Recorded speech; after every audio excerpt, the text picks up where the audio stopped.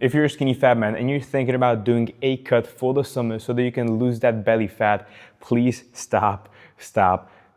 And before you do anything else, even cut down 1 calorie out of your diet, please watch this video, because there is one crucial step that 99% of people, skinny fat people more in particular, skip out on, which simply keeps them stuck skinny fat forever, even if they cut their calories super low or they do a lot of cardio or they cut out all carbs. So in this video, in the next couple of minutes, I will break down this one simple step of this whole cutting process for skinny fat men and how to exactly do that step by step so that you can easily cut down, lose that belly fat, and build that lean, athletic physique hereafter. But the first thing I need to talk to you about is the single biggest mistake skinny fat men make. And that is that they simply, look in the mirror, they see a little bit of belly fat, maybe some love handles, maybe some man boobs, and they think, all right, I have that fat, I need to cut down, I need to lose fats only, that's my only focus right now. So they cut their calories too low, they cut out all carbs, they do these extreme forms of cardio just to lose that belly fat or fat overall. And sure, they might lose a lot of pounds or a couple of pounds or kilos on the scale, but when they look in the mirror, they simply just look like this smaller, more deflated version of skinny fat. And so if this happened to you, let me explain why this happened by, demonstrating or explaining what skinny fat actually means. So if you're skinny fat, that means you have, high fat and really low muscle. And so what happens is when you focus purely on fat loss is that sure, you will or you might lose some fat, but since you have nothing or very little muscle underneath that fat, what happens at the end of it, that you will, lose that fat, lose that weight, but you will still look soft underneath because you have no muscle to kind of sculpt your physique. You give your physique some kind of shape. And since you're trying to build that lean athletic shape, you cannot build it by cutting it, if you know what I mean. And this is exactly why the traditional fitness bulk and cut advice simply does not work for skinny fat men like you and like me in the past, because you cannot bulk because you will just get more fat, or you cannot cut because you will simply just become a smaller, more deflated, more softer version of skinny fat with even less muscle. And so for this, you need a completely different approach, which is exactly what this video is about. So before you even think about cutting your calories so that you can lose that belly fat, you as a skinny fat man need to first do what I call the reboot phase. And this is a 2 to 4 week period where you kind of reset your metabolism and build this baseline level of muscle so that when you cut down, you don't look completely, deflated, really small.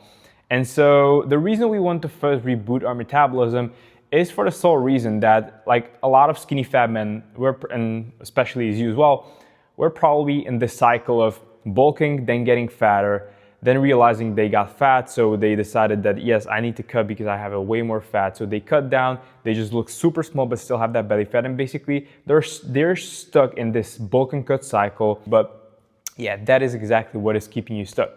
And so from all this bulking and cutting cycling, your metabolism is all over the place. There's no baseline that we could, calculate where your maintenance or where your TDEE or your total daily energy expenditure is, which is your metabolic rate. And so we are doing this reboot period so that we can actually set this baseline of metabolism, get your body where it's supposed to be, and you can also build some amount of muscle during these 2 to 4 weeks with the right approach. So let me just explain step by step on how this whole reboot phase works. All right, so step number 1 is eat at your maintenance. So not a deficit, not a surplus, just pure maintenance calories. This gives your body enough calories so that your metabolism can get back to normal. And so for most skinny fat guys, or for most men in general, this number equals, you can basically calculate your maintenance by taking your body weight in pounds times 14. And that is your maintenance calories. And that is exactly how much you should be eating every single day for at least 2 to 4 weeks. Not less, not more, just about that right amount of maintenance calories. So if you're 180 pounds, you should probably be eating around 2,500-ish calories per day. Step number 2, hit 1 gram of protein per pound of your body weight. And this is crucial. A lot of skinny fat men only eat healthy to get in shape and they rely on only eating healthy and kind of like winging it with the high protein. They sure have this protein awareness, but they're not eating nearly enough the amount of protein they should be eating. So make sure to actually track it and make sure you're hitting 1 gram of protein per pound of your body weight. So again, to give you an example with those 180 pounds, if you weigh that much, you simply are eating 180 grams of protein every single day. Also, a word about these high protein snacks like high protein puddings or high protein, like store-bought shakes, etc. These are all good, but I would only use them as snacks, not as, a main source of protein. If you kind of like crave some protein something, have a protein bar or whatever, or like snack on it throughout the day. But keep your main meals like breakfast, lunch, dinners, as you like, keep those and get those proteins from, bro, what am I even talking about? What I was trying to say that, it's completely fine if you snack on protein bars or on protein shakes or on protein yogurts, etc. But keep your main meals whole food focused. That is steak or ground beef or ground, turkey or chicken breast or, stuff like eggs, egg whites, etc. You want to keep those like whole food centered. Like that's the best kind of like source of protein because they're all like fully bioavailable and your body uses them better, because there was this one study that I read that literally said your body can only absorb around 40-ish% of protein from, let's say, a protein bar. So that is definitely something to keep in mind. Step number 1, and this is a really, really, really crucial one, my man, lift with progressive overload at least 3 to 4 times per week, depending on how busy you are. And you want to be mainly focusing on compound movements, not on these like accessory or isolation movements that are, let's say, for biceps, etc. Compound movements are the biggest like ROI, return on investment, for you when it comes to spending the time at your gym, because they use like multiple parts of your body to, perform that movement. That is why it also like works on a lot of parts of your body. You can basically work out for way less time and get like more results by simply focusing on compound movement. That's what I was trying to say. So stuff like squats, bench presses, shoulder presses, pull-ups, dips, etc. Basically movements where you use multiple parts of your body. And with these, you should be focusing on getting stronger every single week. So you want to be adding either reps or weight every single week, not just go through the motions, because that's probably something you have been doing up until now, just going to the gym, lifting the same weights, doing the same exercise, lifting the same reps, sets, etc. Basically not really progressing, and that is honestly what kept you stuck and what kept you, maybe losing some fat but still not gaining any muscle, hence making you more soft, more skinny fat. And step number 4, hit 7 to 10K steps every single day. Instead of doing this crazy amount of cardio on a treadmill or on a Stairmaster, etc., or going for these crazy long, torturous runs, just go for something lighter. Walking is the best, honestly, fat loss tool on the planet.